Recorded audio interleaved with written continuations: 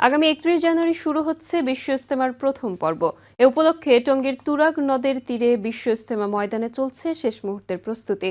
গত কয়েকদিন ঢাকা, গাজীপুর সহ বিভিন্ন স্থান থেকে আসা মুসল্লিরা খুঁটি বসানো, শামিয়ানা টাঙানো সহ নানা প্রস্তুতিমূলক কাজ করছেন।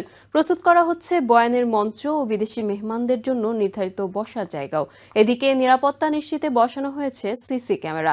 ৩১ জানুয়ারি থেকে ২রা ফেব্রুয়ারি পর্যন্ত প্রথম পর্ব এবং ৭ ফেব্রুয়ারি থেকে ৯ ফেব্রুয়ারি পর্যন্ত দ্বিতীয় পর্ব অনুষ্ঠিত হওয়ার কথা রয়েছে। কোথাও চলছে মাইক টাঙানো, আবার কোথাও চলছে লাইট লাগানোর কাজ। গাজীপুরের টঙ্গীর তুরাগ নদের তীরে বিশ্ব ইজতেমার ময়দানে এখন শেষ মুহূর্তের প্রস্তুতি সম্পন্ন করতে ব্যস্ত মুসল্লিরা। শুধু গাজীপুর নয়, ঢাকাসহ আশপাশের জেলা থেকে প্রতিদিন খেদমতের জন্য আসছেন তাবলিগ জামায়াতের সাথীরা।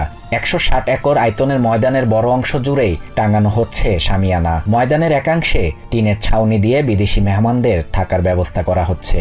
চলছে বিদ্যুৎ সরবরাহের লাইন টানার কাজও। এদিকে ইজতেমা ময়দানের নিরাপত্তা নিশ্চিতে বসানো হয়েছে সিসি ক্যামেরা। তুরাগের দুই তীরের মুসল্লিরা যাতে নির্বিঘ্নে যাতায়াত করতে পারেন, সেজন্য নদের ওপর নির্মিত হচ্ছে অস্থায়ী পন্টুন।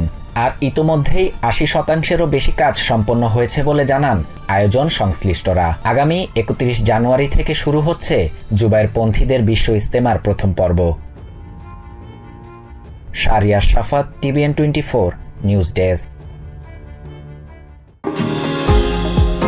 নিউ ইয়র্ক থেকে সম্প্রচারিত TVN24 টেলিভিশন বিশ্বজুড়ে বাঙালির কণ্ঠস্বর।